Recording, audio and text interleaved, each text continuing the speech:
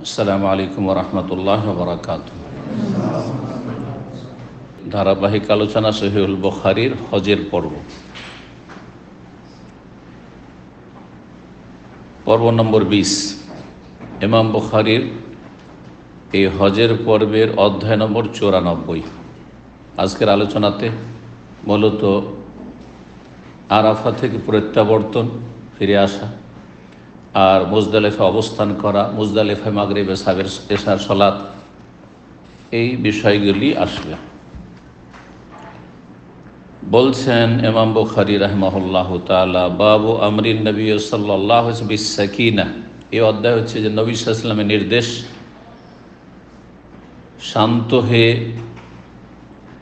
ফিরে আসা, শান্ত হয়ে ধীর স্থিরতার সাথে ফিরে আসা। ইনদাল ইফাজা, কখন? ইনদাল ইফাজা, আরাফা থেকে প্রত্যাবর্তনকালে। আফাদা ইফিজু মানে প্রত্যাবর্তন করা, ফিরে আসা।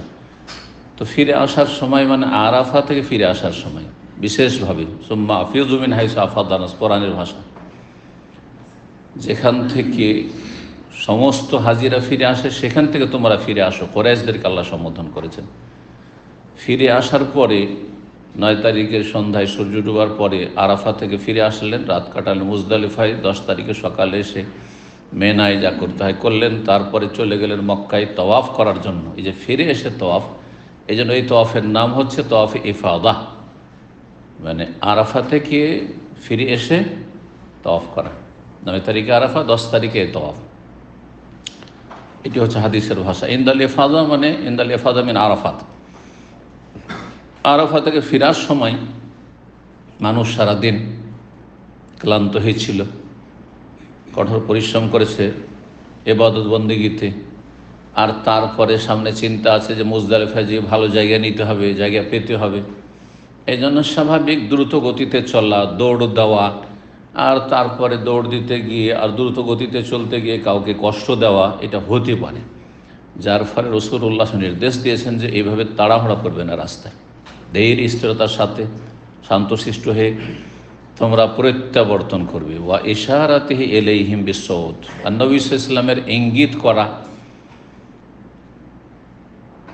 কোড়া দ্বারা, সৌত চাবুক, চাবুক হাতে ছিল নবী সাল্লাল্লাহু আলাইহি ওয়াসাল্লামের, আর সেই চাবুক দিয়ে ইশারা করছে, অর্থাৎ লাঠি। গরু হাঁকাবার জন্য, তাড়াবার জন্য লাঠি থাকে গরু মহিষের জন্য, আর আবার চাবুকও থাকে। তো উঁটকে কখনো যখন রাস্তাঘাট খালি আছে তখন একটু দ্রুত তাড়াতে হবে, সেই জন্য নবী সাল্লাল্লাহু আলাইহি ওয়াসাল্লামের হাতে কী ছিল? চাবুক ছিল, সৌত। এই চাবুক দিয়ে ইঙ্গিত করেছেন রাসূলুল্লাহ সাল্লাল্লাহু আলাইহি ওয়াসাল্লাম, ইঙ্গিত করে বুঝিয়েছেন যে তোমরা তাড়াহুড়া করিও না। ইশারা ইঙ্গিতে মানুষ কথা বুঝে, কিন্তু ইশারা ইঙ্গিত বোধগম্য হইতে হবে, তাহলে বুঝবে। যেটা যেখানকার মানুষ বুঝে যে এটা মানে কি, মানে চলে যান, কোনো কথা বললেন না, তাই না? হ্যাঁ, তাই না? জি। আরব দেশে আর একটি ইঙ্গিত শিখেছেন হয়তো, হ্যাঁ, তাই না? তো নবী সাল্লাল্লাহু আলাইহি সাল্লাম চাবুকের ইশারায়, চাবুক দিয়ে ইঙ্গিত করে বুঝিয়েছেন যে তোমরা শান্ত হয়ে চলো, আস্তে আস্তে চলো। 1671 নম্বর হাদিস বর্ণনা করছেন সাহাবী আব্দুল্লাহ বিন আব্বাস রাদিয়াল্লাহু তাআলা আনহুমা। তিনি বলছেন আন্নাহু দাফা মান নবী সাল্লাল্লাহু আলাইহি ওয়াসাল্লাম ইয়াউম আরাফা, তিনি ফিরে এসেছেন নবী সাল্লাল্লাহু আলাইহি ওয়াসাল্লামের সাথে আরাফার দিনে। দাফা ইয়াদফাউ মানে চলা, আসলে দাফা মানে পুশ করা হয়, এটা হচ্ছে শাব্দিক অর্থ, প্রসিদ্ধ অর্থ। এই জন্য কোনো অফিসে গেলে দেখবেন এদফা লেখা আছে, না ইসহাব লেখা আছে। হ্যাঁ, এদফা মানে পুশ করো, আর ইসহাব মানে টানো, হ্যাঁ, পুল করো, পুল। জি। তো কিন্তু এখানে এই অর্থ নেই। দাফা ইয়াদফাও মানে গমন করা। এখানে নবী সাল্লাল্লাহু আলাইহি ওয়াসাল্লামের সাথে তিনি গমন করেছেন, রওয়ানা দিয়েছেন ইয়ম আরাফা, আরাফার দিনে। কোথায় রওনা দিলেন? মুজদালিফার উদ্দেশ্যে। সন্ধ্যাবেলা সূর্য ডুবিয়ে দিয়ে বের হইতে হবে। সূর্য ডুবার আগে আরাফা থেকে বেরোলে ওয়াজিব ছুটে যাবে, দম দিতে হবে।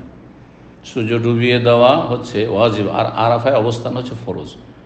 কেউ যদি দিনের বেলা বিকেলে থেকে সূর্য ডুবার 5 মিনিট আগে বেরিয়ে চলে আসলো, আর বড় বর্ডার ক্রস করে গেল, আরাফার ময়দান ঠিক বেরিয়ে চলে আসলো, তাহলে তার ওয়াজিব ছুটে গেল, দম দিতে হবে। আর অনেকে মূর্খতার কারণে এখন তো বাধ্য করে দেশে বাইরে কাউকে থাকতেও দেয় না, তাঁবু ছাড়া থাকা যায় না। কিন্তু এক সময় ছিল যে অনেক লোক বাইরে থেকে এদিক সেদিক থেকে যেত, বা এখনও কেউ অবৈধ হতো যে আরাফার এক সাইডে কোথাও থেকে যাব পাহাড়ে আড়ে টাড়ে, কিন্তু সেটা আরাফার ময়দান নাই। সারাদিন থাকলেও সূর্য ডুবাইল, কিন্তু আরাফার ময়দানে প্রবেশ করলো না, তার হজ হবে না। তাহলে হজ আরাফা, হজ হচ্ছে আরাফা অবস্থান, আরাফার ময়দান যেটাকে বলা হয়েছে, তার যা সীমানা রয়েছে সীমানার ভিতরে ঢুকতে হবে। নবী সাল্লাল্লাহু আলাইহি সাল্লামের সাথে ইবনে আব্বাস তখন সাবালক হয়েছেন মাত্র, বালক। তিনি আসলেন আরাফার দিনে, রাস্তায় আসছেন, চলছেন। সেই সময় নবী সাল্লাল্লাহু আলাইহি সাল্লাম শুনতে পেলেন তার পেছন দিকে, পেছনে বেশ কিছু লোকেরা, ওরাহু তার পেছনে, জাজরান শাদীদান, কি শুনতে পেলেন? প্রচণ্ড হাঁক ডাক, খুব হাঁক। জাজরান মানে ধমক দেওয়া, কঠিন ধমক দিচ্ছে। যেন কাকে ধমক দিচ্ছে? হাঁক ডাক, একে তাড়াচ্ছে, ওটকে তাড়াচ্ছে। জি, বাহনকে যেমন তাড়ায়, গরু গাড়িতে চেপেছেন কেউ? হ্যাঁ, যদি গরু গাড়ি স্পিড দিতে হয় তাহলে কী করতে হয়? হ্যাঁ, একটু চিল্লাচিল্লি করতে হবে, চিৎকার করতে হবে। ওই ভাষাও বুঝে। পশুকে আল্লাহ এতটা কিন্তু সেন্স পশুকেও দিয়েছে যে কোনটা মালিকের ধমক হচ্ছে চলো জোরে, আর কোনটা মালিকের ধমক যে থামো। তো পেছন দিকে শুনতে পাচ্ছেন বেশ হাঁক ডাক, খুব বেশি হাঁক ডাক, হইচই। অদারবান লিল এবেলে, আর উটের পিটুনি, উটকে মারধর করছে, পিটুনি দিচ্ছে আর তাড়াচ্ছে, হইচই করছে, চিৎকার করছে, যেমনটা করে মানুষ গবাদি পশুর সাথে। ফাআশারা বিসাউতিহি ইলাইহিম, তাদের দিকে চাবুক দিয়ে ইঙ্গিত করলেন আর বললেন, কারণ যদি সশব্দে বলেন তো আওয়াজ পৌঁছিবে না, ওরা নিজেরাই তো হইচই করেছে। হ্যাঁ, তো এই হইচইয়ের মাঝে এই আওয়াজ পৌঁছবে, তারপরে দূরে আছে, কিন্তু ইশারা ইঙ্গিত করলে আস্তে আস্তে আস্তে ইঙ্গিত করলেন চাবুক দিয়ে। ওয়াকাল, আর বললেন, যারা শুনল, আইয়ুহান নাস, হে জনগণ, আলাইকুম বিসাকিনা, তোমরা ধীর স্থিরতা অবলম্বন করো। রাস্তায় চলতে গিয়ে অন্যকে কষ্ট দেবে না, নিজে কষ্ট পড়বে না, ধীর স্থিরতার সাথে চলো, তবে ফাঁকা পেলে দ্রুত চলেন, অসুবিধা নেই। আর এর আগে হাদিস এসছে, হাদিস নম্বর 1666 রয়েছে যে কাইফা কানা রাসূলুল্লাহ ইয়াসিরু ফি হাজ্জাতিল ওয়াদা হিনা দাফা, রাসূলুল্লাহ সাল্লাল্লাহু আলাইহি ওয়াসাল্লাম যখন আরাফা থেকে রওনা দিলেন তখন বিদায় হজে কেমন তার চলার গতি ছিল। কালা কানা ইয়াসিরুল আনাক, তিনি মধ্যম পন্থায় চলছিলেন, হালকা একটু দ্রুত, যেমন উটকে বা উটের পিঠে চেপে চলতে হয়। ফায়দা ওয়াজাদা ফাজওয়াতান, কিন্তু খালি জায়গা পেলে, রাস্তা ফাঁকা হয়েছে, লোকজন নেই, রাস্তা ফাঁকা, তখন নাস্তা আরেকটু দ্রুত গতিতে তিনি চলতেন। তাহলে ফাঁকা রাস্তা পেলে গাড়িতে আসছেন, ড্রাইভার ফাঁকা রাস্তা পেলে স্পিড দিব। আর যদি দেখে যায় না লোকজন পারাপার করছে অথবা আরও গাড়ি আছে, গাড়ি থাকলে তো থামে, কিন্তু অনেক সময় মানুষজন পারাপার করলে অনেক সময় থামতে চাহে না। এক শ্রেণীর মূর্খ রয়েছে যে গাড়িতে চাপলে মনে করে আমার অধিকার বেশি, অথচ যে গাড়িতে চেপে থাকবে তার অধিকার কম, যারা পদাতিক তাদের অধিকার বেশি। এটা আজকালকার আন্তর্জাতিক ট্রাফিক আইন, কিন্তু 1400 বছর আগে রাসূলুল্লাহ সাল্লাল্লাহু আলাইহি ওয়াসাল্লাম এই নীতিমালা শিখিয়েছেন। কী দিয়ে শিখিয়েছেন? ওই সালামের হাদিস দিয়ে, ইউসাল্লিমুর রাকিব আলাল মাশি, যে বাহনের পিঠে চেপে আছে সে যে হাঁটছে পায় তাকে সালাম দিবে। তো সালাম দিতে বলা হয়, তার মানে মানুষ হেঁটে যাচ্ছে, রাস্তা পারাপার করছে, আর আপনি গাড়ি নিয়ে আসছেন, গাড়ি থামবে, আপনাকে সালাম দিতে বলা হয়েছে, মানে আপনাকে ছোট হইতে হবে, কারণ আপনার মধ্যে অহংকার কাজ করছে। আমি গাড়ির মালিক, হ্যাঁ আমি গাড়িতে চেপে আছি, আর তুমি পায়ে হাঁটছো। এই অহংকারটাকে চূর্ণ বিচূর্ণ করতে হবে, যার ফলে তুমি সালাম দাও, তুমি থেমে যাও, পদাতিকদেরকে যেতে দাও। অলমাসি আলাল কায়েদ, আর একজন বসে আছে আর একজন হাঁটছে, হাঁটা ব্যক্তি যে বসে আছে তাকে সালাম দিবে। এইভাবে নবী ইসলামের নির্দেশ। তো এই নীতিমালাতে 1400 বছর আগে, তো যেগুলো দুনিয়ার ভালো গঠনমূলক আইন কানুন আছে, ইসলাম 1400 বছর, যখন পৃথিবীতে কোনো সভ্যতাই ছিল না। আর পশ্চিমারা যারা আজকাল পৃথিবীর নেতৃত্ব দিচ্ছে আর এসব আইন কানুন শেখাচ্ছে, তারা একেবারে অন্ধকারে ছিল, তারা সভ্যতা থেকে অনেক দূরে ছিল। তখন ইসলাম শিখিয়েছে, জি, তখন থেকে মুসলিমরা সভ্য। কিন্তু কোনো মুসলিম যদি বেআমল হয়, আমল না করে, তাহলে সে অসভ্য। আমল করা মানুষ, ধার্মিক মানুষ 1400 বছর আগে থেকে সভ্য। তাদের ইসলাম ছোট থেকে শিখিয়েছে যে তার চলাফেরা, জীবনযাপন, আখলাক চরিত্র আল্লাহর সাথে, মানুষের সাথে, সৃষ্টির সাথে কেমন হইতে হবে, এটা হচ্ছে সভ্যতা। কার সাথে কেমন চলতে হবে, কার সামনে কথা বলতে হবে, কার সাথে কেমন আদব কায়দা করতে হবে, এইসব ইসলাম 1400 বছর আগে শিখিয়ে রেখেছে।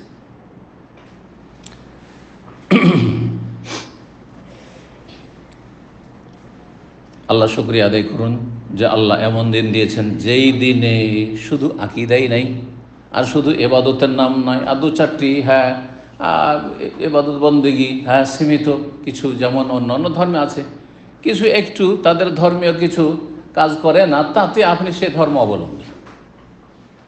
সমস্ত পাপ করেন, মদ খান, লুচ্চামি করেন, যা পারবেন তাই করেন, ওই রবিবারে চার্চে গেলে আপনি খ্রিস্টান হয়ে গেলেন। কিন্তু ইসলামে এই ধারণা নেই। ইসলাম পুরো লাইফকে আপনাকে আর ইসলামীকরণ করতে হবে, পুরো জীবনটাকে আপনার ইসলামের আলোকে গড়তে হবে। আকীদা হবে ইসলামী, এবাদত বন্দেগী হবে ইসলামী, পূর্ণ এবাদত বন্দেগী ফরজ ওয়াজিব হবে, ফরজের কোনো ঘাটতি থাকবে না, আখলাক চরিত্র লেনদেন সবগুলি ইসলামিক হবে। এই নয় এদিকে মুসল্লি, এদিকে দাড়ি, আর মানুষের টাকা পয়সা নিয়ে খোঁজ খবর নেই। না না না, অসম্পূর্ণ মুসলিম আপনি। মানুষের সাথে খারাপ আচরণ, বাপ মায়ের সাথে খারাপ আচরণ, স্ত্রী ছেলেমেয়ের সাথে খারাপ আচরণ, তাহলে আপনি অসম্পূর্ণ মুসলিম। উদখুল ফিস সিলমে কাফা, পূর্ণরূপে ইসলামে প্রবেশ করার উপর আমল করেননি, যার ফলে আপনি শাস্তির সম্মুখীন হবেন এইভাবে আল্লাহর কাছে চলে গেলে, যতই মুসল্লি হন না কেন, আর যতই জিকির আজকার আর নফল ইবাদতবন্দি করেন, যতই সোমবার বৃহস্পতি রোজা রাখেন না কেন, আর যত সহি আকিদার আপনি স্লোগান দেন না কেন, কোনো কাজে আসবে না যদি সার্বিক দিক থেকে ইসলাম আমাদের জীবনে না আসে। আল্লাহ বুঝার তৌফিক দান করেন, আল্লাহ শুকরিয়া আদায়ের তৌফিক দান করেন যে আল্লাহ আমাদেরকে পূর্ণাঙ্গ দিন দিয়েছেন, পূর্ণাঙ্গ দিন পালনের সার্বিক জীবনে আল্লাহ তৌফিক দান করেন। তো নবী সাল্লাল্লাহু আলাইহি ওয়াসাল্লাম, আইয়ুহান নাস, হে লোকেরা, আলাইকুম বিসাকিনা, তোমরা শান্ত হয়ে কি করো, চলো, ধীর স্থিরতার সাথে চলো। ফাইনাল বিররা লাইসা বিল ইদা, কারণ নেকি দ্রুত গেলে তাতে নেই, দৌড়ে, ইদা আউদা মানে দৌড় দেওয়া, দৌড় দেওয়া তো কোনো নেকি নেই, যে আমি দৌড় দিয়ে খুব স্পিডে দ্রুত আমি গিয়ে মুজদালিফা পৌঁছিব, আমি আগে যেতে পেরেছি, এতে কোনো নেকি নেই। নেকি আছে শান্তভাবে, মানুষকে কষ্ট না দিয়ে আপনি জীবনযাপন করেন।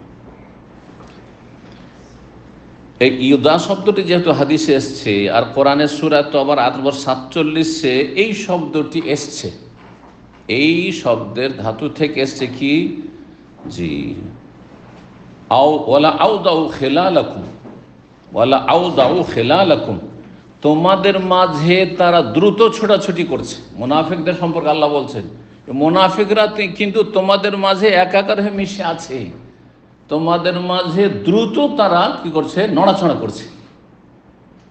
এখানে মুসলিমদের কাছে বসলো, আর তারপরে তারা কি আলোচনা করে শুনে নিল, তাদের কি করে ক্ষতি করা যায়, সে প্ল্যান তৈরি করলো, আবার ওইখানে গিয়ে ভিতরে ঢুকে গেল এই মুনাফিকগুলো, কপটগুলো, আবার ওদের কথা কিছু শুনে নিল, আর তারপর তাদের কি করে ক্ষতি করা যায়, ইসলামের কি ক্ষতি করা যায়।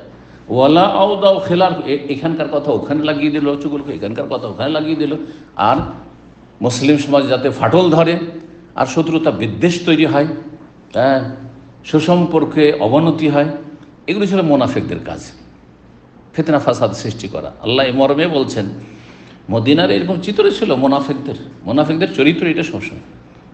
মোনাফিক কোনো সমাজে আসলে, ইসলামী সেন্টার আসছে, কিছু মোনাফিক চরিত্র, ও শুধু কী করে ফিতনা লাগাবে।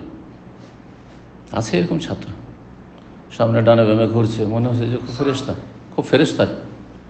আর তারপরে ধরেন কোনো একটা ছেলে সম্পর্কে আমাকে কেউ বললো, আর আমি জানি তার একটা খারাপ দোষ আছে, তো আমি তো হঠাৎ করে বলে ফেললাম, হয়তো আল্লাহ এইরকম ঘটেছে, কয়েকদিন পরে জানতে পারছি এই খবর ওর কাছে পৌঁছে গেছে।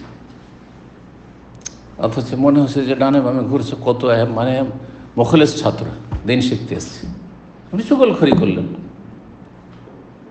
আমি হয়তো সতর্ক করার জন্য বলেছি, ওর সাথে লেনদেন করবেন না, হ্যাঁ, ওর থেকে একটু দূরত্ব বজায় রাখবেন, আমি বলতে পারি সতর্ক করার জন্য। কখনো জায়েজ, আবার না জায়েজ কাজও যদি আমি করি, যে কারো গীবত করলাম, তা আমি ভুল করলাম, আপনি কেন কাবিরা গুনাহ করে ফিতনা ফাসাদ লাগালেন? কি শিখতে এসছেন এখানে আপনি? কথা বোঝা গেছে? তো এগুলো দীর্ঘ অভিজ্ঞতায় দেখেছি। ভালো চেহারা তো কিছু মুনাফিক সব জায়গায় থাকে, আকীদার মুনাফিক হোক অথবা আমলের মুনাফিক হোক। মুসলিম সমাজে হয়তো যারা দিন শিখছে না, আকীদার মুনাফিক নয়, কিন্তু আমলের মুনাফিক অনেকে আছে। জি, চুগলখড়ি করা, ফিতনা লাগানো, এগুলো মুনাফিকের চরিত্র। মিথ্যা কথা বলা, অতিরঞ্জন করে বলা, কোনো কথা তদন্ত না করে বলা, আমলি মুনাফিকের অনেক খারাপ দোষ আছে। জি, আল্লাহ হেদায়েত দান করুন। তো আল্লাহ বলছেন ওদের সম্পর্কে, ওয়ালা আউদাউ খিলালাকুম, তারা তোমাদের মাঝে ছোটাছুটি করছে, এখান থেকে ওখানে, এখান থেকে ওখানে, আর ঝামেলা বাঁধাবার চেষ্টা করছে। ইয়াবগুনাকুমুল ফিতনা, তোমাদেরকে ফিতনায় নিমজ্জিত করতে চাইছে। ওয়াফিকুম সাম্মাউনা লাহুম, আর তোমাদের মাঝে কিছু লোক বসে আছে, কান পেতে বসে আছে। আল্লাহ এই কথা আসছে, মনে হচ্ছে যে হিতাকাঙ্ক্ষী হয়ে, কিন্তু কান পেতে বসে আছে, কি বলে এই কথাটা শুনে ছো মেরে নিয়ে গিয়ে ওর কাছে পৌঁছে দেবে। এটা মুনাফিকদের চরিত্র আল্লাহ বলছেন।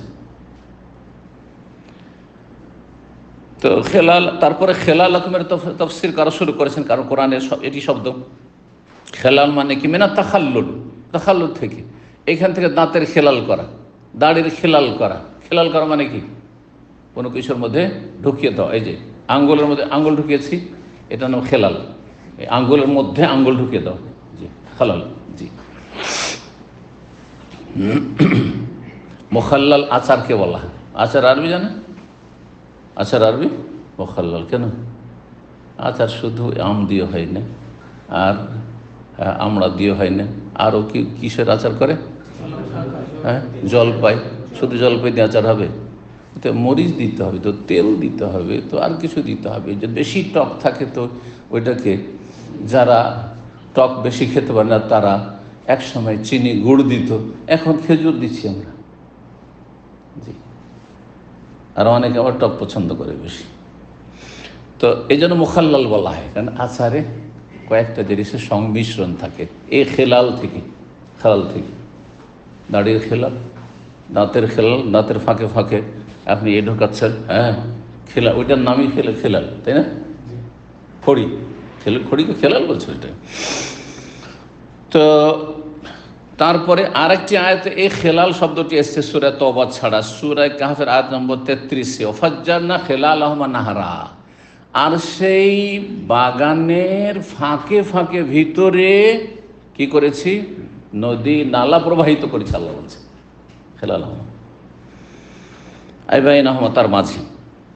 95 নম্বর অধ্যায় বলছে বাবুল জামে বাইনা সলাতান বে মুজদালিফা। এই অধ্যায় হচ্ছে মুজদালিফায় দুই সলাতকে একত্রিত করা, জমা করা। কোন কোন সলাত? মাগরিব এবং এশা। আরাফায় জোহর আসর আলোচনা গত হাদিসগুলিতে হয়ে গেছে। এখন আমরা মুজদালিফা পৌঁছে গেছি, ধারাবাহিক আলোচনা আসছে, একবার শেষ পর্যন্ত চলবে। তো মুজদালিফায় দুই সলাত জমা করা, মাগরিব এশা। 1672 নম্বর হাদিস বলছেন ওসামা বিন যায়েদ রাদিয়াল্লাহু তাআলা আনহু, যে তিনি বলছেন আন্নাহু সামিআহু, কুরাইব তার ছাত্র তার থেকে শুনেছেন, ইয়াকুল বলতে, দাফা রাসূলুল্লাহ মিন আরাফা, রাসূলুল্লাহ সাল্লাল্লাহু আলাইহি ওয়াসাল্লাম রওয়ানা দিলেন আরাফা থেকে। রাস্তায় তার শৌচ কার্যের প্রয়োজন হয়েছে, ইস্তিনজা পেশাব করা। ফানাজালা শেবা, পাহাড়ের একটি ঘাটিতে অবতরণ করলেন ওটের পিঠ থেকে। ফাবালা, পেশাব করলেন। সুম্মা তাওয়াদ্দা, তারপর উজু করলেন। ওয়ালাম ইউসবিগিল উজু, আর উজু পরিপূর্ণ করলেন না, অসম্পূর্ণ, শুধু হাত মুখ ধুলেন, অর্ধেক করলেন, তো না, এই নয়। ওর উজু পুরোটাই করেছেন শুরু থেকে শেষ পর্যন্ত, কিন্তু পরিপূর্ণ উজুর কয়েকটি ব্যাখ্যা।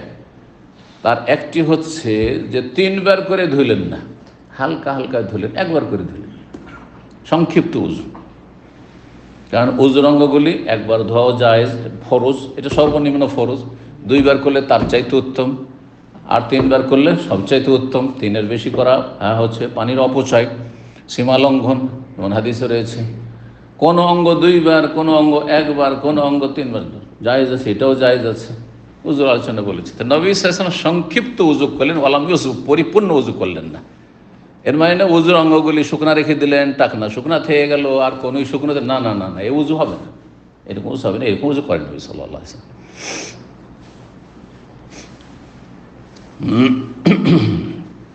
ফকুলতুল্লাহ, যখন উজু করলেন নবী সাল্লাল্লাহু আলাইহি ওয়াসাল্লাম, তো সাহাবীরা ভাবলেন যে নবী সাল্লাল্লাহু আলাইহি ওয়াসাল্লাম উজু করে নিলেন, তো মনে হয় এখানে মাগরিব পড়ে নেবেন রাস্তায়, এখনও মুজদালিফায় পৌঁছাননি।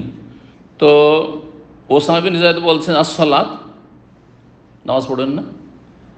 ফাকাল, বলছেন আসসালাতু আমামাকা, সালাত তোমার সামনে, আরো সামনে গিয়ে পড়ব। ফাজাল মুজদালিফায় আসলেন, ফাতাওয়াজ্জা, তারপরে আবার উজু করলেন। আসবাগ, আর পরিপূর্ণ উজু করলেন। কারণ ওই উজুটা নামাজের জন্য উজু ছিল না, সেই উজুটা ছিল শৌচকার্য সেরেছি, উজু ভঙ্গ হয়েছে, সুতরাং হালকা এক উজু করি। কিন্তু এটা সলাতের জন্য উজু, অতি উত্তম উজু, 3 বার করে ধুয়ে উজু করলেন। ফকুলতুল্লাহ, বলছেন যে মুজদালিফা এসে উজু করলেন, পূর্ণ উজু করলেন। সুম্মা উকিমাতি সালাত, তারপর সালাতের একামত দেওয়া হলো। ফাসাল্লাল মাগরিব, মাগরিবের সালাত, এখানে সংক্ষেপ করে দেওয়া হয়েছে। আজান দেওয়া হলো, 1 আজান 2 একামত, এটা হচ্ছে সবচাইতে সহি মত। আর একটি মত হচ্ছে দ্বিতীয় মত, যে 2 সালাতের 2 আজান 2 একামত, যেটা ইবনে মাসউদ রাদিয়াল্লাহু তাআলা সাহাবের মত ছিল। তিনি সামনে হাদিসটি আসবে, কিন্তু সিংহভাগ সাহাবায়ে কেরাম এইরকম বর্ণনা করেননি। আর তারপর অধিকাংশ আইম্মায়ে কেরামদের মত যে না, 1 আজান 2 একামত, যে কোনো সফরে হোক অথবা আপনার হজের এই মুজদালিফায় আরাফায় হোক, 1 আজান, আরাফাতে 1 আজান 2 একামত, মুজদালিফাতেও 1 আজান 2 একামত। সফরে যাচ্ছেন, জোহর আসর পড়বেন, জমা করবেন কোনো জায়গায়, আর আপনার সবাই মুসাফির, তাহলে কয় আজান? জোহর আসর যে পড়লেন, তারপর 1 আজান, যেহেতু একটি ওয়াক্ত, এখন আসর ওয়াক্ত আসেনি, সুতরাং আপনি 2 বার করে আজান দেবেন না, 1 আজান দেবেন, আর 2 সালাতের জন্য 2 একামত দেবেন। তো বলছেন যে নবী সাল্লাল্লাহু আলাইহি ওয়াসাল্লাম মাগরিবের সালাত পড়লেন। সুম্মা আনাখা কুল্লু ইনসানিন বাইরাহু ফি মানজিল, তারপরে প্রত্যেক ব্যক্তি নিজ উটকে আপন জায়গায়, নিজ জায়গায় বসিয়ে দিলেন। তাহলে মাগরিব পড়ার সাথে সাথে জমা করার ক্ষেত্রে এইটাও জানতে পারলাম, জমা করা মানে এই নয় যে 5 মিনিট সময় দেওয়া যায় মাঝখানে, তাড়াতাড়ি। অনেকে ভাবে এরকম যে আপনি মাগরিব এশা জমা করবেন, জোহর আসর জমা করবেন, তো মাঝখানে আবার কথা বলতে লাগলেন, তাহলে 5 মিনিট ধরে বক্তব্য করতে লাগলেন। বলছেন না না, আর জমা হবে না, কারণ এই গ্যাপ পড়ে গেল। না, এটা ভুল। কারণ এখানে দেখেন, মাগরিব পড়ার পরে এখন উট বসাইতে লাগলেন, তার মানে তারা উঠলেন কাতার থেকে, তারপরে নিজ নিজ উট দাঁড়িয়ে আছে, উটকে বসিয়ে দিলেন, যেখানে বসাইলেন। তো কাজ বিশেষে কিছু কথা যদি মাঝখানে হয়ে যায়, ব্যবধান হয়ে যায়, অসুবিধা নেই, কিন্তু সেটা যেন আধা ঘন্টা 1 ঘন্টা না, 2-4-5 মিনিট, কোনো কথাবার্তায় অথবা কোনো প্রয়োজনে কোনো অসুবিধা নেই, তারপরে জমা করা যাবে। সফরে যেমন জমা করছেন, বৃষ্টির ক্ষেত্রে ওই রকমই, প্রচণ্ড বৃষ্টি চলছে, যাতে ভিজে যাবেন, আর মসজিদে পৌঁছে গেছেন মাগরিবের সময়, তাহলে মাগরিব এশা পড়বেন। মাঝখানে যদি ইমাম মনে করে যে আমি 5 মিনিট এই জমা সম্পর্কে, কারণ অনেকে দ্বিধাগ্রস্ত, না এটা আবার কোন জমা হলো, ও জানেই না, বিশেষ করে হানাফিরা এটা জানে না, কারণ ওদের কাছে জমা জায়েজ নাই এই সব ক্ষেত্রে। তো তাহলে মশলাটা বললে ক্লিয়ার হবে, সেই জন্য 5 মিনিট হয়তো তিনি দর্শ দিয়ে দিলেন, অসুবিধা নেই, তারপরে এসা পড়লেন। এর দলিল এখানে পাওয়া গেল। সুম্মা উকিমাতি সালাত, তারপরে একামত হইল এশার। ফাসাল্লা সালাত আদায় করলেন। ওয়ালাম ইউসাল্লি বাইনাহুমা, উভয়ের মাঝে কোনো সুন্নাত পড়লেন না, মাগরিবেরও সুন্নাত নাই আর এশারও সুন্নাত নাই, এমনকি বেতরের কথা না কোনো প্রমাণ নেই, শুধু একটি হাদিস আছে যে নবী সাল্লাল্লাহু আলাইহি ওয়াসাল্লাম বেতর বাড়িতে সফরে কোথাও ছাড়তেন না, এটা তো আম কথা হইল। কিন্তু মুজদালিফার রাতে নবী সাল্লাল্লাহু আলাইহি ওয়াসাল্লাম বেতর পড়েছেন কি না কোনো হাদিস দ্বারা প্রমাণিত নেই, হ্যাঁও প্রমাণিত নেই, আর পড়েননি এ কথাও প্রমাণ নেই। সুতরাং মুজদালিফায় কেউ যদি বেতর পড়ে তবু ঠিক, আর কেউ যদি নাও পড়ে, যে স্পষ্ট যেহেতু কোনো প্রমাণ নেই ধরুন সেই জন্য পড়লাম না, তাতেও কোনো অসুবিধা নেই। জি, যদি বেতর সুন্নাতে মুআক্কাদা। 96 নম্বর অধ্যায় বলছেন বাবু মান জামা বাইনাহুমা ওয়া লাম ইয়াতাতাওয়া। এই অধ্যায় হচ্ছে কোনো ব্যক্তি মাগরিব এশা জমা করলো আর মাঝখানে কোনো সুন্নাত নফল পড়লো না, এটাই সুন্নাত, এটাই হচ্ছে সুন্নাত। 1673 নম্বর হাদিস বর্ণনা করছেন ইবনে ওমর রাদিয়াল্লাহু তাআলা আনহু বলছেন জামাআন নবী সাল্লাল্লাহু আলাইহি ওয়াসাল্লাম আল মাগরিব ওয়াল ইশা বিজামইন। নবী সাল্লাল্লাহু আলাইহি ওয়াসাল্লাম একত্রিত করলেন মাগরিব এশাকে জামা নামক স্থানে। জামা নামক স্থান কোথায়? গত আলোচনা বলেছি, হ্যাঁ বলে গেলেন। জামআ মুজদালিফা, মুজদালিফার অপর নাম হচ্ছে জামা। জি, জমা কেন? জমা মানে একত্রিত হওয়া, জমা মানে একত্রিত হওয়া। তো এখানে মাগরিব এশা জমা করা হয়, সেই জন্য সে জায়গার নাম জমা। তো আরাফাতেও তো জমা করা হয়, তো আরাফার নাম তো জমা নয়, জরুরি নয় যে যেখানে যেটা বাজে সব জায়গায় তো একই নাম হইতে হবে। এই নামটা তখন থেকে এসছে। আবার কেউ কেউ বলেছে যে এখানে আদম আর হাওয়া একত্রিত হয়েছিলেন, দুইজন দুই জায়গায় আল্লাহ নামিয়ে দিলেন, তারপরে এখানে একত্রিত হয়েছিলেন। আর একত্রিত হওয়া হচ্ছে জামা আরবিতে। তারপরে মুজদালিফা মানে নিকটবর্তী হওয়া, দুইজনে মিলিত হয়েছিলেন ইজদিলাফ জুলফা থেকে, মানা আবুদ ইল্লা লিয়ুকাররিবুনা ইলাল্লাহ জুলফা থেকে মুজদালিফা শব্দ জুলফা মানে নিকটবর্তী হওয়া। এই দীর্ঘ দূরত্বের পরে স্বামী স্ত্রী দূরে থেকে এখানে এসে মিলিত হইলেন দুইজনে, এই জন্য মুজদালিফার নাম মুজদালিফা। জি, মুজদালিফার নামের কারণ এটি বর্ণনা করা হয়েছে। এছাড়া বলা হয়েছে মুজদালিফা নামের নামকরণের কারণ সম্পর্কে যে মুজদালিফা আরাফার তুলনায় মক্কার কাছে, সেই জন্য। আর জুলফা মানে কাছে, জুলফা মানে কাছে। সূরা জুমারে যে আয়াত পড়লাম, জুলফা মানে আল্লাহর নৈকট্য অর্জনের জন্য আমরা দেবদেবী বা মাজারের ওসিলায় আল্লাহ পর্যন্ত পৌঁছিব। এই যে মাজার পূজারীরা বলে যে এদের পূজা করি না, এদেরকে সেজদা করি না, আল্লাহকে পাওয়ার জন্য এরা আল্লাহর কাছাকাছি করে দেবে। এটি তো মক্কার মুশরিকরা করত। মক্কার মুশরিকদের ধর্ম আর মাজার পূজার ধর্ম সেম, কোনো পার্থক্য নেই, ধারণা একই, যে এরা হচ্ছে ওসিলা, এরা আমাদেরকে কাছিয়ে দেবে, আল্লাহর কাছিয়ে দেবে, সান্নিধ্য লাভ করিয়ে দেবে। ডাইরেক্ট পৌঁছিতে পারবো না আমরা, ডাইরেক্ট পৌঁছিতে পারবো না। কী লাগবে? ইমান এবং নেক আমল লাগবে। কিন্তু এখানে বিভ্রান্ত হয়েছে, ব্যক্তি লাগবে, ব্যক্তি লাগবে না, লাগবে কি? ইমান এবং নেক আমল লাগবে। বহু আয়াত কোরআনে কারীম, ইন্নাল্লাযীনা আমানু ওয়া আমিলুস সালিহাত, নিশ্চয় যারা ইমানদার এবং নেক আমল করলো, ফালা খাউফুন আলাইহিম, তাদের কোনো ভয় নেই, চিন্তা নেই। হ্যাঁ, লাহুম জান্নাতুন তাজরি মিন তাহতিহা, হ্যাঁ লাহুম জান্নাতুল ফিরদাউস নুজুলা। তাহলে জান্নাত পাওয়ার জন্য, আল্লাহ সন্তুষ্টি পাওয়ার জন্য কি করতে হবে? ইমান এবং আমলের ওসিলা লাগবে। কোনো ব্যক্তির ওসিলার কোনো অস্তিত্ব ইসলামে নেই। একমাত্র এক অর্থে ব্যক্তি, সেটা হচ্ছে রাসূলুল্লাহ সাল্লাল্লাহু আলাইহি ওয়াসাল্লাম, যে আল্লাহর দিন জানার জন্য তিনি মাধ্যম, আল্লাহর দিন জানার জন্য, যে নবী সাল্লাল্লাহু আলাইহি ওয়াসাল্লামের মাধ্যমে আমরা দিন ইসলামের হেদায়েত পেয়েছি। কিন্তু নবী সাল্লাল্লাহু আলাইহি ওয়াসাল্লামের ওসিলায় জান্নাত চলে যাব না মেনে, এটা হবে না। নবী সাল্লাল্লাহু আলাইহি ওয়াসাল্লামের ছেড়ে যাওয়া দিন পালন করলো না, আর মনে করলো যে আল্লাহ তুমি নবীর ওসিলায় আমাকে পার করে দাও, নবীর ওসিলায় আমাকে পুল সিরাত পার করে, নবীর ওসিলায় তুমি আমাকে জান্নাত দাও, বিনা আমলে চলবে না। নবী সাল্লাল্লাহু আলাইহি ওয়াসাল্লামকে মানছেন, এই যে আমল করলেন, অনুসরণ, এটা হচ্ছে আপনার নেক আমল। নবীর তরিকায় জীবনযাপন করলেন, এটা নেক আমল, এটা কাজ দিবে। কিন্তু নবীর নাম দিয়ে দোহাই পড়া, এটা কাজ দিবে না, কোনো কাজে আসবে না। এই জন্য ব্যক্তির ওসিলা হচ্ছে গুমরাহি। বুজরুগানেদের ওসিলা আমার দোয়া কবুল করো, গাঙ্গোহী আল্লাহর বুজরুগ ছিলেন, তার ওসিলায় দোয়া কবুল করো, পীর মাশায়েখের ওসিলাতে দোয়া কবুল করো, এগুলি গুমরাহি। এগুলি গুমরাহি, শিরিকের দরজা এবং স্পষ্ট বিদআত, হারাম কাজ, নাজায়েজ কাজ, গুনাহের কাজ। কোনো ব্যক্তি কোনো ওসিলা হইতে পারে না। আপনাকে আপনার ঈমান আমল দিয়ে জান্নাতের কাছে যেতে হবে, আল্লাহ সন্তুষ্টির কাছে যেতে হবে। তো বলছেন যে মাগরিব এশা মুজদালিফায় জমা করলেন, কুল্লু ওয়াহিদাতি মিনহা বিইকাম, প্রত্যেক সালাত পড়লেন এক একামতে। তাহলে এক একামত প্রত্যেকটি সালাতের জন্য ভিন্ন ভিন্ন একামত। ওয়ালাম ইউসাব্বিহ, প্রথমটা অর্থটা ভুল বুঝবেন না, কুল্লু ওয়াহিদ, প্রত্যেক সালাত মানে মাগরিবের একামত আর এশার একামত, দুই সালাতের দুই একামত। ওয়ালাম ইউসাব্বিহ বাইনাহুমা, উভয়ের মাঝে কোনো সুন্নত নফল পড়লেন না। এখানে সাব্বাহ ইউসাব্বিহ মানে তসবিহ নয়, বরং এর মানে হচ্ছে সুবহাতুন মানে নাফিলাতুন, নফল নামাজ পড়লেন না।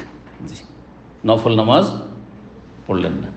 ওয়ালা আলা ইসরে কুল্লি ওয়াহিদাতি মিনহুমা, আর এই দুই নামাজের মাগরিব এশার পরেও কোনো নামাজ পড়েননি, মানে এশার পরেও কোনো সালাত পড়েননি, এই কথা বললেন। তাহলে এই হাদিসটা খানিক ধরে নেওয়া যায় এই হাদিস থেকে যে বেতরা হয়তো পড়েনি নবী সাল্লাল্লাহু আলাইহি ওয়াসাল্লাম, হতে পারে ছাড়া সেই ক্ষেত্রে। মুজদালিফায় হজের ইবাদতে আছেন, হজের ইবাদতে কত ছাড় আছে, জুমা নেই, যারা হজে থাকবে তাদের জুমার দিনে আপনি মেনাতে অবস্থান করে জুমা নেই, জোহর পড়ছেন। যদি মসজিদে খাইফে চলে যান জুমা পড়ে নেন তাহলে আপনার জোহরের বিকল্প হয়ে গেল, কিন্তু জুমা ফরজ নেই আপনার উপর। এমনকি মক্কারও যদি হাজি হয় তবু এই নয় যে এখানে মকিম আর মুসাফিরের মাসলা, মকিম হজের অবস্থায় থাকলে, এর অবস্থায় থাকলে জুমা নেই, জুমা মাফ। 1674 নম্বর হাদিস বর্ণনা করছেন আব্দুল্লাহ বিন যায়েদ আল খাতমি। তিনি বলছেন হাদ্দাসানি আবু আইয়ুব আল আনসারি, আবু আইয়ুব আনসারি প্রখ্যাত সাহাবী থেকে বর্ণনা করেছেন তিনি, আন্না রাসূলুল্লাহ জামা ফি হাজ্জাতিল ওয়াদা, রাসূলুল্লাহ সাল্লাল্লাহু আলাইহি ওয়াসাল্লাম একত্রিত করেছেন বিদায় হজে আল মাগরিব ওয়াল ইশা, মাগরিব ইশা কোথায়? বিল মুজদালিফা, মুজদালিফায়। 97 নম্বর অধ্যায় হচ্ছে বাবু মান আযানা ওয়া আকামা লিকুল্লি ওয়াহিদাতিন মিনহা, এই অধ্যায় হচ্ছে যেই ব্যক্তি আজান দিল মুজদালিফায় এবং একামত দিল প্রত্যেক সালাতের জন্য, আজান একটি দিল আর একামত দিল প্রত্যেক সালাতের জন্য, অর্থাৎ তার জন্য মাগরিবের জন্য আর এশার জন্য, নাকি মাগরিবের আজান দিবে আবার এশার আজান দিবে। আব্দুল্লাহ বিন মাসউদ রাদিয়াল্লাহু তাআলার মত ছিল যে মাগরিবের আজান দিতে হবে, এশার আজান মানে দুই আজান, এই হাদিসটি এখানে আসছে। তো এই মতটি দুর্বল মত। সাহাবায়ে কেরামদের মাঝে ফিকহি মাসলা ইখতিলাফ ছিল, আকীদায় কোনো ভিন্ন মত ছিল না, কিন্তু ফিকহি মাসলা মাসাইলে কিছু ইখতিলাফ ছিল। তো 1675 নম্বর হাদিস বলছেন, আমি শুনেছি আবু ইসহাক সাবি বলছেন আব্দুর রহমান ইয়াজিদ থেকে, আব্দুর রহমান ইবনে ইয়াজিদ আল আসওয়াদ তিনি বর্ণনা করছেন, বলছেন হাজ্জা আব্দুল্লাহ, হজ করলেন আব্দুল্লাহ বিন মাসউদ রাদিয়াল্লাহু তাআলা আনহু, ফাআতাইনা আল মুজদালিফা, আমরা মুজদালিফা আসলাম, তার সাথে ছিলেন হজে তিনি, তার ছাত্র। কখন পৌঁছিলাম? হিনাল আজান বিল আতামা, এশার আজানের সময়, আতামা এশাকে বললাম, এশার আজানের সময় কোথায় এসে পৌঁছিলাম? মুজদালিফা পৌঁছিলাম। আও করিব মিন যালিকা, অথবা এশার কাছাকাছি হয়ে গেছিল। ফামারা রাজুলান, জনক ব্যক্তিকে নির্দেশ দিলেন আব্দুল্লাহ বিন মাসউদ প্রখ্যাত সাহাবী, ফাআযানা, আজান দিলেন, ওয়া আকামা, ইকামত দিলেন, সুম্মা সাল্লাল মাগরিবা, তারপরে মাগরিবের সালাত পড়লেন, ওয়া সাল্লা বাদাহা রাকাতাইন, আর তারপরে দুই রাকাত সালাত পড়লেন, মানে সুন্নত পড়লেন তিনি।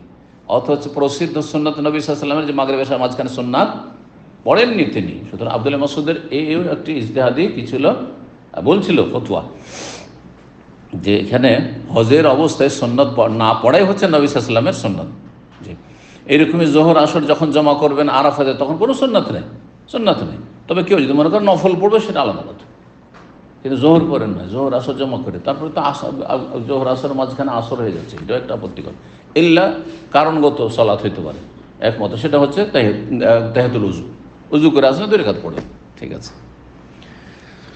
তো ইবনে মাসউদের মত এটি ছিল। তাহলে এখানে দুটো পার্থক্য, একটা হচ্ছে দুই নামাজের জন্য দুই আজান, এটা তার মত ছিল, আরেকটি হচ্ছে মাগরিব এশার মাঝখানে সুন্নত পড়া। দুটোতেই অধিকাংশ সাহাবায়ে কেরামদের বিপরীত তার ফতোয়া। সুতরাং সাহাবায়ে কেরামদের অধিকাংশ যে মতটি বা যা বর্ণনা করেছেন রাসূলুল্লাহ সেটি হচ্ছে সহিহ, এই সুন্নত। বলছেন সুম্মা দাবি আশায়, তারপরে রাতের খাবার নিয়ে ডাকলেন, মাগরিব পড়ে রাতের খাবার নিয়ে ডাকলেন, তার মানে মাঝখানে তিনি গ্যাপ দিলেন। ফাতাআশা, তারপরে রাতের খাবার খেলেন। সুম্মা আমারা রাজুলান ফাজান, তারপরে একজনকে আজান দিতে বললেন, সে আজান দিল মাঝখানে। তাহলে এতটা গ্যাপ যে খাবার খেলেন, খাবার খিদালে শুনে হয়তো প্রচন্ড।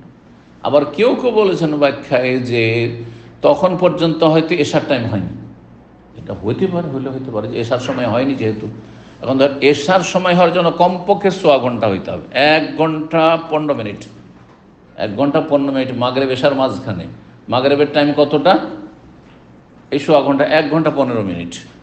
দেখুন 1 ঘন্টা পরে কেউ যদি মনে করে আমি এশা পড়বো, বলছে না জায়েজ নয় তোমার জন্য এশা পড়া, এখন এশার সময় শুরু হয়নি, জমা করতে পারবেন সাথে সাথে। এই জন্য তিনি মাগরিব পড়ে দেখছেন যে এখন মাগরিব পড়েছেন হয়তো ধরেন আধা ঘন্টা 40 মিনিটের মধ্যে, 40 মিনিটের মধ্যে তিনি চলে এসছেন হয়তো, আর তারপরে দেখছেন যে আরও কিছু সময় আছে, তো আমি খাওয়া দাওয়া করে নিই আর তারপরে তখনই করব। অথবা তিনি জমা করেননি, আলাদা আলাদা একটু পড়েছেন, এটাও হইতে পারে। তো তার আমল আর কি। রাতের খাবার নিয়ে ডাকলেন, খাবার খেলেন, তারপর একজন আযান দিতে বললেন, তারপর সে একামত দিল। কাল আমর বলছেন না আলাম আশাক, যে এখানে যে সন্দেহ হয়েছে এই জুহাইর বর্ণনাকারী যে রয়েছে সনদে, তার থেকে সন্দেহ হয়েছে যে সুম্মা আমারা আরাহু রাজুলান, আমার মনে হচ্ছে, আমার খেয়াল হচ্ছে যে একজন মানুষকে আজান দিতে নির্দেশ দিলেন, এই সন্দেহ করে বলেছে, কিন্তু আসল সন্দেহ অন্যরা বর্ণনা করেছেন যে আজান দাঁড়িয়েছেন তিনি। সুম্মা সাল্লাল এশা রাকাতেন, তারপর এশা পড়লেন 2 রাকাত, ফালামা তালা আল ফাজর, তারপরে শুয়ে গেলেন। সুন্নত হচ্ছে মুজদালিফায় ঘুমিয়ে যাওয়া, মুজদালিফার রাত জেগে জেগে দোয়া করা, জিকির করা আর ইবাদত বন্দি করা, তাহাজ্জুদ পড়া, এটি সুন্নত নয়, সুন্নতের খেলাফ। নবী সাল্লাল্লাহু আলাইহি ওয়াসাল্লাম শুয়েছেন আর আপনি যদি তার চাইতে বেশি ধার্মিকতা দেখাতে যান, তাহলে সেটা সুন্নতের খেলাফ কাজ হবে, বেদাত হবে না, মোটেই না। তবে কিছুক্ষণ হয়তো দোয়া করলেন, সেটা আলাদা কথা। তারপর দোয়ার একটা সময় আছে, দোয়ার সময় হচ্ছে ফজরের পরে, ফজরের পরে দোয়া কবুলের সময় মুজদালিফায়, আর আপনি আগে থেকে শুরু করবেন না। নবী সাল্লাল্লাহু আলাইহি ওয়াসাল্লাম তো এটা করেননি।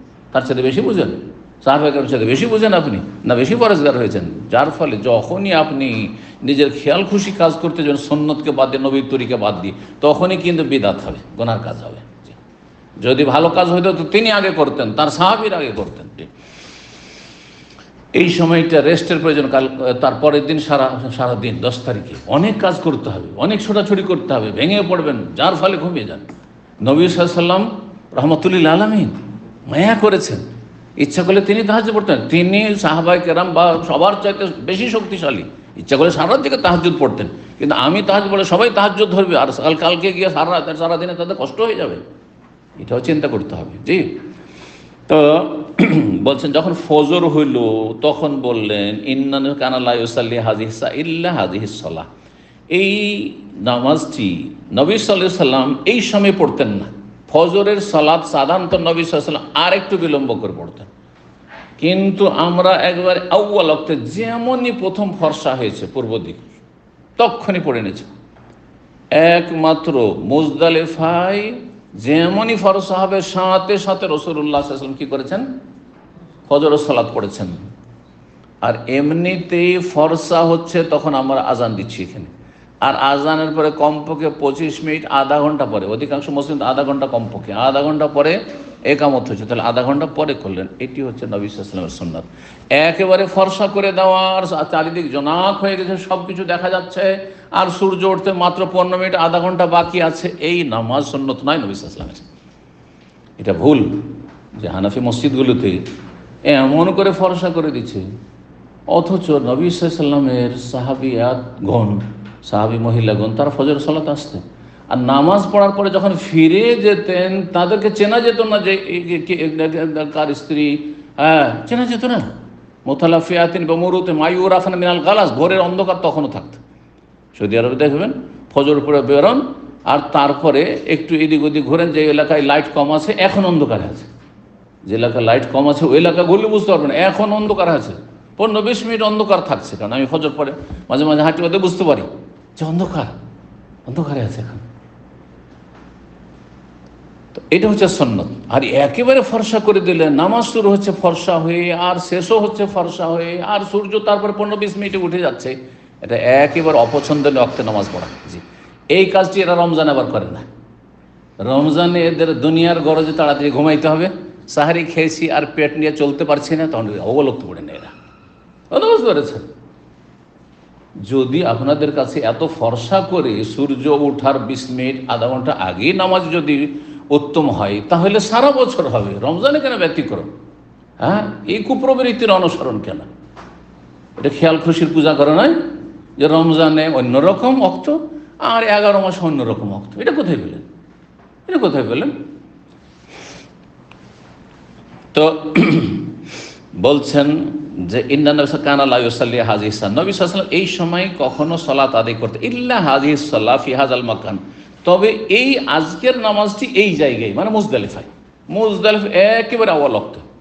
যেমন আজকাল ফজর আজান হচ্ছে 3:26 দামাম, 3:26 ধরেন আজান হচ্ছে, তাহলে 3:26 আজান হইল, আজান মানে কিন্তু পূর্ব দিক ফর্সা হয়েছে। ভালো করে যদি দেখেন যে এলাকায় একবারে পূর্ব আকাশ ফর্সা আছে, আপনি দেখতে পাবেন যে চওড়াভাবে সাদা হইতে লেগেছে হালকা, তখনই এই 5 মিনিট 10 মিনিটের মধ্যে নামাজ ছেড়ে দিলেন, এটা একেবারে আউয়াল ওয়াক্ত, এটা মুজদালিফার আউয়াল ওয়াক্ত পড়েছেন। আর গোটা বছর সারা জীবন নবী সাল্লাল্লাহু আলাইহি ওয়াসাল্লাম আর একটু দেরি করে, আধা ঘন্টা দেরি করে, কিন্তু অন্ধকারী সালাত শুরু করেছেন, অন্ধকারই সালাত শেষ করেছেন। ফজরের সুন্নাত অন্ধকার, ভোরের অন্ধকারে শুরু করা, ভোরের অন্ধকারেই শেষ করা, এটি হচ্ছে সহিহ সুন্নাহ। আর ফর্সা হয়ে শুরু করবেন, ফর্সা হয়ে শেষ করবেন, এটি সুন্নত নয়, দুর্বল মত, যেটি প্রচলিত হানাফি সমাজে। জি, তো বলছেন কালা আব্দুল মাসুদ বলেন হোমা সালাতানে তুহাওয়ালান আন ওয়াক্তিহিমা, এই দুটো যে নামাজ রয়েছে না, এই দুটো নামাজ মানে মাগরিব এশা মুজদালিফার আর ফজরের, এই দুটো নামাজ তুহাওয়ালান আন ওয়াক্তিহিমা, তার যথাযথ ওয়াক্ত থেকে কি করা হয়েছে, প্রত্যাবর্তন করা হয়েছে, স্থানান্তরিত করা হয়েছে। আসল সময় দেখেন মাগরিব এশা, মাগরিব কিন্তু পড়ছেন কখন এসে, এশার সময় পড়ছেন, এশার সময় এসে পড়ছেন।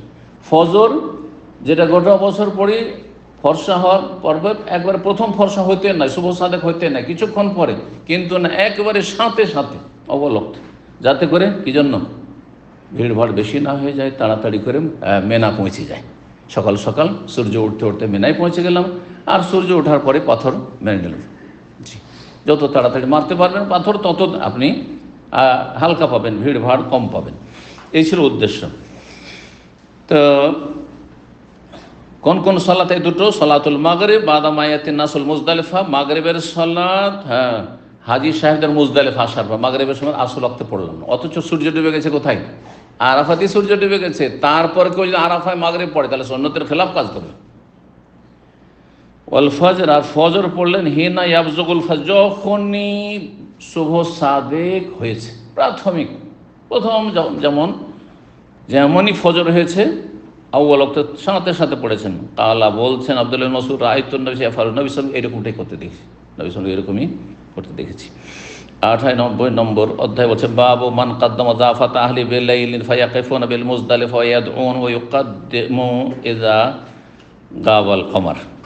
বলছেন এই অধ্যায় হচ্ছে যদি কোনো হাজী সাহেব তার পরিবারের যারা দুর্বল মানুষ তাদেরকে আগে ভাগেই রাতে পাঠিয়ে দেয় মেনাই, রাত্রেই, ফজর সুন্নত হচ্ছে কি ফজর পরে কোথায় আসা, মেনা আসা, ফজর পরে সম্ভব হইলে ফরসা হওয়া পর্যন্ত দোয়া করতে থাকবেন মাশআরুল হারামে, নবী সাল্লাল্লাহু আলাইহি ওয়াসাল্লাম এটি আমল, ফাযকুরুল্লাহ ইনদাল মাশআরিল আহরাম ওয়াযকুরু কামা হাদাকুম ওয়া ইন কুনতুম মিন ক্বাবলিহি লামিনাদ দাল্লিন, আল্লাহ বলছেন সেখানে।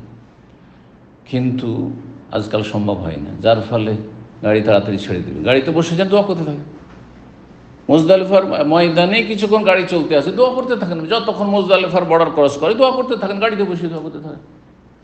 আর আপনি ভাববেন যে না সুন্নত তো হচ্ছে এখানে ফজর পড়ে জিকির আজকার করা আর দোয়া করা, এই সময় দোয়া কবুল হয়, সুতরাং আমি গাড়ি ছেড়ে দেবো, অনেকে তাঁবুতে পৌঁছিতে পারবেন না, কোথাও গিয়ে হারিয়ে যাবে, তাই না, পেরেশানিতে পড়বেন। তা না করে নিজ নিজ গাড়িতে উঠে যান আর দোয়া করতে থাকেন।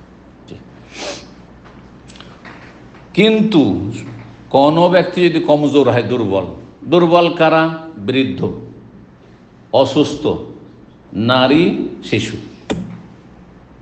বৃদ্ধ পুরুষ হোক আর নারী হোক, তাই না, বৃদ্ধ অসুস্থ পুরুষ হোক আর নারী হোক, আর দুর্বল নারী জাতি দুর্বল, আর দুর্বল হচ্ছে কচি কাঁচা বাচ্চারা দুর্বল, এরা যদি ভিড়ের সময় মেনায় ঢুকে রাস্তাঘাটে কষ্টে পড়বে, তারপরে পাথর মারতে গিয়ে সমস্যা হবে, কষ্ট হবে, অনেক দুর্ঘটনা ঘটছে, একসময় খুব বেশি ঘটতো, আলহামদুলিল্লাহ এখন অনেক ভালো হয়েছে অবস্থা।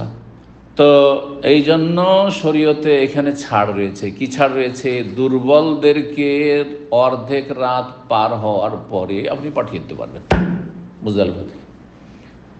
দুর্বল না, ধরেন স্ত্রী আছে আপনার বাচ্চারা আছে, তাদেরকে পাঠিয়ে দিতে পারেন, তাহলে আপনি একা থেকে যাবেন বাধ্য, তাহলে ওরা কি করে যাবে, তো ওদের গাইডের জন্য আপনি যেতে পারবেন। বা ধরেন পরিবারের বড় মানুষ, হ্যাঁ, সবলরা 5 জন আছেন, সবগুলি আসতে পারবেন না।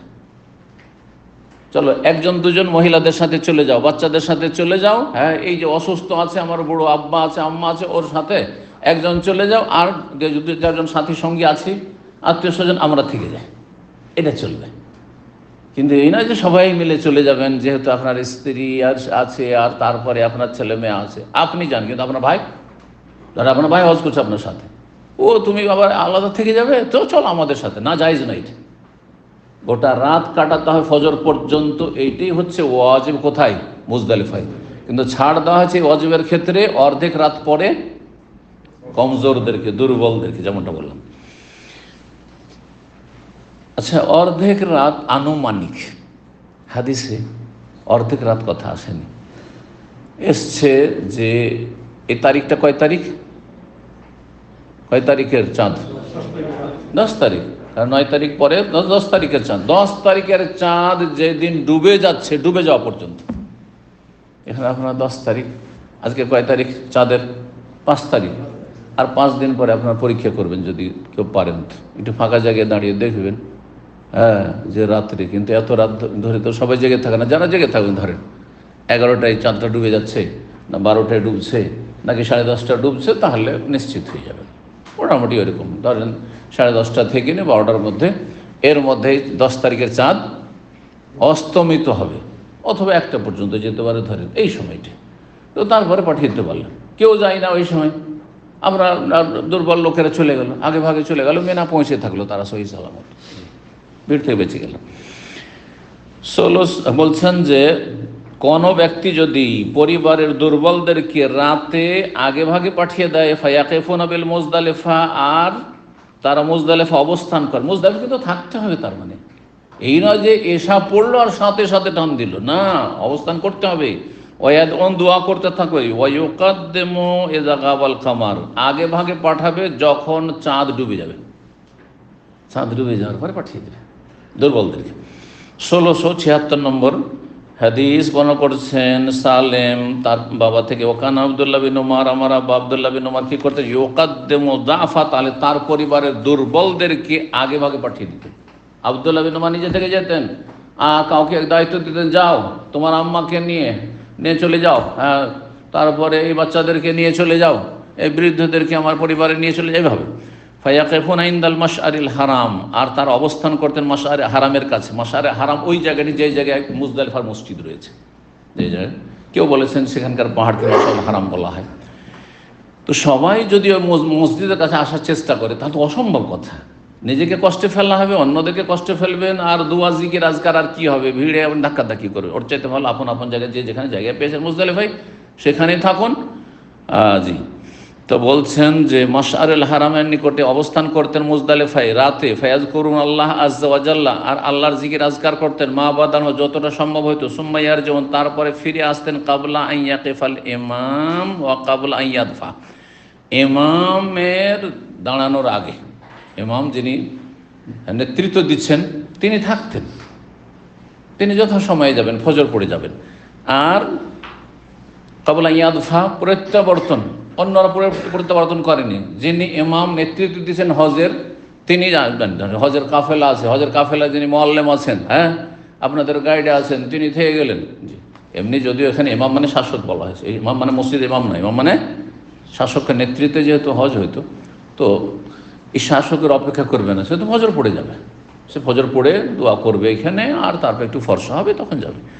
তো দুর্বলদেরকে আগে পাঠিয়ে দেয়। ফামিনহুম মান ইয়াকদামু মিনাল সালাত, কেউ কেউ রাতে বেরিয়ে গিয়ে চাঁদ ডুবে যাওয়ার পরে বের হতো, আর ফজরের আগে আগে পৌঁছে গেছে, মেনায় ফজর আগে পৌঁছে গেছে।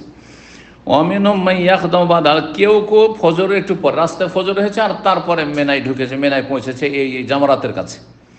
এখন মাসলা হলো ফাইজা কাদেমু রামাউল জামরা, যখন তারা পৌঁছে যেত মেনায়, তখন তারা পাথর মেনে নিত। এই পাথর মারা ফজরের আগে চলবে কি না, হ্যাঁ, নাকি ফজর পর মারতে হবে? এই ক্ষেত্রে একদল বলছেন পৌঁছে গেলে মেরে নেবে, কিন্তু না, এই ক্ষেত্রে সতর্কতা অবলম্বন করা উচিত। আর তারপরে মেনায় পৌঁছে গেছো, ঠিক আছে, জামারাতের কাছে ফজর পড়ে নাও, আর ফজর পড়ার পরে পাথর মারবেন, যদিও আগে পৌঁছে গেছেন, দুর্বলরা কচি কাচারা। আর এই পাথর মারার সময় ফজর পর থেকে শুরু করে সন্ধ্যা সূর্য ডোবা পর্যন্ত মারা হইলে সবচেয়ে ভালো। আর যদি না হয় রাতেও মারা যায়, আগামী ফজর পর্যন্ত। 10 তারিখের পাথর আগামী ফজর আগ পর্যন্ত মারতে পারবেন, 11 তারিখ নিয়ে যেতে পারবেন না দিনে। জি, অনেকেই রাতে মারার পর আপত্তি করে, হ্যাঁ সন্ধ্যা গেল, সূর্য ডুবে গেল, তাহলে তো আমাদের পাথর মারা হইলো না, দম দিতে হবে নাকি? না, কোনো দম লাগবে না।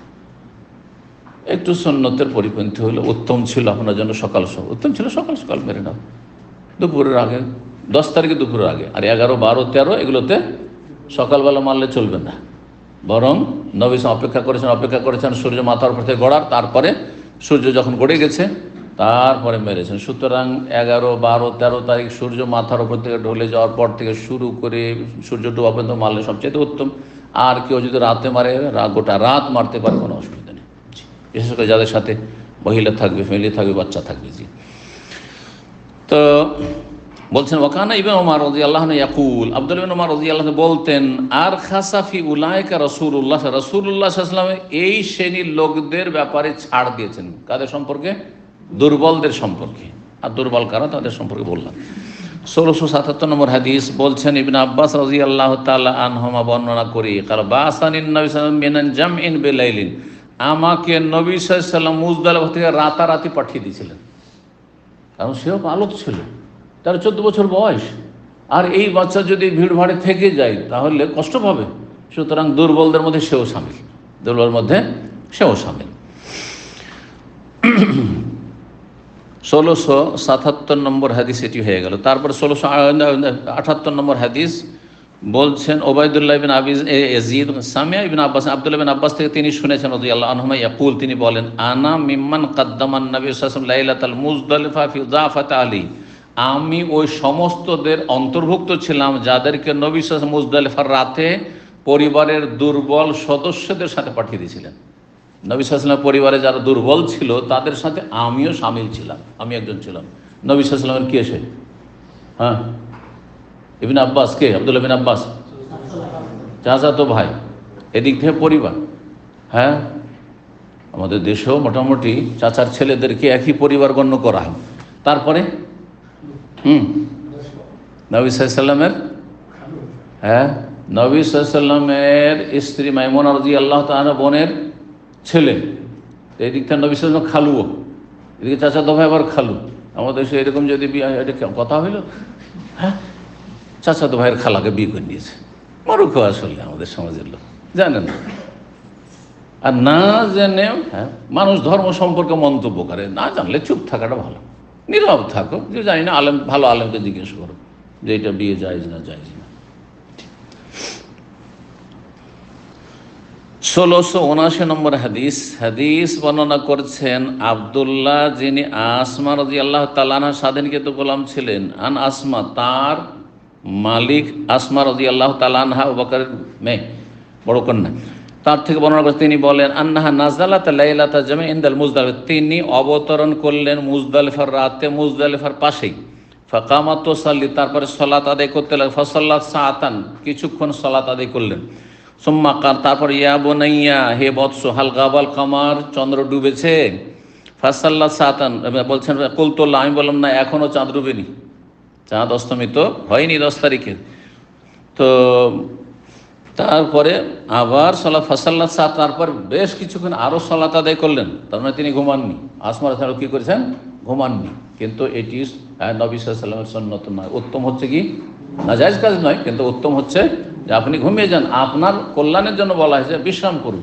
কিন্তু কেউ যদি নিজের মধ্যে শরীরে ওইরকম শক্তি দেখে আর যদি মনে করে আমি জিকির আজকার করবো, খুব বেশি তো যায়। তারপরে ব্যক্তি ওদের সাহাবিয়াতের আমল, আমল, কিন্তু নবী সাল্লাল্লাহু আলাইহি ওয়াসাল্লামের আমল আর সাহাবীর আমল পাশাপাশি রাখলে তখন নবী সাল্লাল্লাহু আলাইহি ওয়াসাল্লামের আমলকে কী করতে হবে? প্রাধান্য দিতে হবে। কারণ আপনার অনুসরণীয়, যার ইত্তেবা অনুসরণ ফরজ, তিনি রাসূলুল্লাহ সাল্লাল্লাহু আলাইহি ওয়াসাল্লাম। জি, বিশেষ সাহাবীর কথা কখন আপনি আমল করবেন? যখন সাহাবীর কথা নবী সাল্লাল্লাহু আলাইহি ওয়াসাল্লামের বিপরীত আসে না। অনেকে সাহাবী, তার কথার কি মূল্য আছে? অবশ্যই মূল্য আছে। কখন মূল্য আছে? নবী সাল্লাল্লাহু আলাইহি ওয়াসাল্লাম থেকে সেই মর্মে কোনো কথা প্রমাণিত নেই, কিন্তু সাহাবী থেকে প্রমাণিত, তখন সাহাবীর কথা গুরুত্ব আছে। কারণ ধর্মীয় বিষয় নিজে মন গড়া একটা কাজ করে নেবেন, এটা হইতে পারে না। বোঝা গেছে না? যেমন জানাজা রফায়দান করা, ঠিক আছে না, জানাজা রফায়দান করা আব্দুল্লাহ বিন উমর থেকে প্রমাণিত। সুতরাং কেউ যদি বলে সাহাবীর আমল বা নবী সাল্লাল্লাহু আলাইহি করেননি এই কথা নেই, আর করেছেন এই কথা নেই, আর এটি যেহেতু ইবাদতের বিষয়, একজন বিশিষ্ট সাহাবী নিজের মন গড়া করে নেবেন, তাহলে এটি মারফু, হুকুমের বিধানের দিক থেকে মারফু, যে একজন সাহাবী না জেনে এরকম আমল করতে পারেন না। কথা বোঝা গেছে? তো এক শ্রেণীর লোকেরা বাড়াবাড়ি করে, সহিহ আকীদার দাবিদার বেয়াদব। হ্যাঁ, সাহাবী থেকে প্রমাণ আছে, তো সাহাবীর কথার কি মূল্য? অবশ্য মূল্য আছে, যদি নবী সাল্লাল্লাহু আলাইহি ওয়াসাল্লামের আমলের তরিকার বিপরীত না হয়। তাহলে যখন বিপরীত হবে তখন ভিন্ন কথা। একদিকে রাসূল এইরকম বলছেন আর একদিকে সাহাবী কথা বলছেন, তখন সাহাবীর কথা ছেড়ে দেব। এবার বোঝা গেছে? জি হ্যাঁ। তাহলে তো যখন সাহাবী সম্পর্কে এরকম বেয়াদবি করতে পারে, তাহলে বলবো যে শেখের কথার কি মূল্য আছে? আরে অবশ্য মূল্য আছে, তো কোরআন হাদিস সম্মত হয়। তাহলে ইমাম আবু হানিফা, শাফি, মালিক, আহমদের কথার কি মূল্য আছে? অবশ্য মূল্য আছে, যদি কোরআন হাদিসের পক্ষে হয়। কিন্তু যখন ইজতিহাদ ভুল হয়েছে এক ইমামের, তখন বলে যে না, ওনার এই কথাটি নেওয়া যাবে না, কারণ এটা সহিহ সুন্নাহর খেলাফ, সেই জন্য অবশ্য মূল্য দেব, বড়দের অবশ্যই মূল্য দিতে হবে, এতে কোনো সন্দেহ নেই, নাহলে আমি পথভ্রষ্ট। তাই নিজেই মুজতাহিদ, আরে শেখের কথার কি মূল্য আছে, তাহলে নিজে হাদিস পড়ার আমল করেন, পথভ্রষ্ট হয়ে যাবে। কি করে বুঝবে কোনটা হাদিস না আছে, কোনটা মানসুখ, কোনটা সহিহ, কোনটা জয়ীফ? তারপরে এই হাদিসটা কি আমলের না, এতে আম খাস কিছু আছে, আরও সমন্বয় করতে হবে, আরও এই বিষয়ের ওপরে আরও যে দলিলগুলি রয়েছে সেগুলির সামনে কালেকশন করতে হবে। সেই সম্পর্কে তো কোনো জ্ঞান নেই মূর্খ, হাদিসের তরজমা করে আমল করবে না, মোটেই না, পথভ্রষ্ট হয়ে যাবে। এত সহজ নয় ইসলাম। জি। তো বলছেন যে জিজ্ঞাসা করছেন, তারপরে দ্বিতীয়বার জিজ্ঞাসা, ইয়া বুনাইয়া বৎস হাল গাবাল কামার, চাঁদ কি ডুবেছে? বলতো নাম, হ্যাঁ এখন চাঁদ ডুবেছে। আল্লাহ তখন বলছেন মা আসমা রাদিয়াল্লাহু তাআলা আনহা, ফারতাহিলু, তাহলে চলো চলো। ফারতাহালনা, আমরা রওনা দিলাম, ফামাদাইনা, এগিয়ে গেলাম, হাত্তা রামাতিল জামরা, তিনি গিয়ে জামরায় পাথর মারলেন। জি, 10 তারিখে একটি জামরাকে মারতে হবে। কোনটি? বড়টি। বড়টি মক্কার দিকে আছে না মেনার দিকে আছে? হ্যাঁ, 1, 2 ছেড়ে দেবে না, তারপরে শেষটি। জি, এটাকে জামরা কুবরা বলা হয়। জি। সোম্মা রাজা, তারপরে ফিরে ফাসাল্লাতি সুবহে মানজাল, তারপরে ফজর নামাজ পড়লেন। তাহলে আসমা রাদিয়াল্লাহু আনহা আমল যে ফজরের আগে তিনি পাথর মেরেছেন। কেউ কেউ বলেছেন যদি আগে পৌঁছে যায় তো মেরে নিতে পারবে, কিন্তু এই ক্ষেত্রে সতর্কতা অবলম্বন করা ভালো, যে ফজর পড়েই মারবেন, এটি উত্তম। আল্লাহ তাআলা ফাকুলতু লাহা, তাকে বললাম, ইয়াহান্তা, জি হে অমুক। মহিলাদের ক্ষেত্রে ইয়াহাজেহি ইয়াহান্তা বলা হয়, হে অমুক, মা ওরানা ইল্লা কাদ গাল্লাসনা, আমার মনে হচ্ছে যে আমরা অন্ধকারই সালাত আদি করে নিলাম, তাড়াতাড়ি করে দিলেন তো। তাহলে তিনি বলেন, ইয়া বুনাইয়া, হে বৎস, ইন্না রাসূলুল্লাহ ওয়াজান লিযুন, রাসূলুল্লাহ অনুমতি দিয়েছেন মহিলাদের জন্য, যে আপনি আগেই পাথর মেনে নিলেন।